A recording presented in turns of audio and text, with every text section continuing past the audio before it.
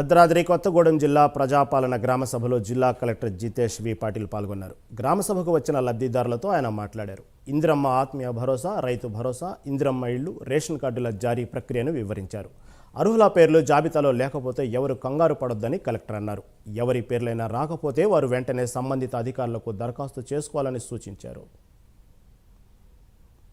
మీ అందరికీ మా పేరు ఉంది, చాలా సంతోషం, లేదంటే మా పేర్లు రాలేదు అట్లా మీరు అనుకున్నా కూడా దయచేసి జాబితా ఇక్కడ పోవట్లేదు. జాబితా మన ఈ గ్రామ పంచాయతీ ఆఫీస్లో కూడా పెట్టడం జరిగింది. అందరికీ చదివి దీనికోసమే వినిపించాము. ఎందుకంటే కొన్ని పథకాల్లో ఎట్లా ఉంటుందంటే మీ సేవలో దరఖాస్తు పెడతారు, అది అయిందా లేదా మీరు ప్రజావాణిలో మా దగ్గరికి వచ్చి అడుగుతారు.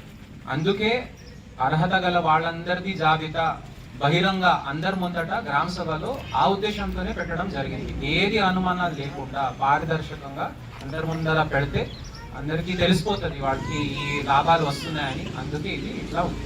ఇప్పుడు 4 పథకాల్లో మనకు ఒకటి రైతు భరోసా.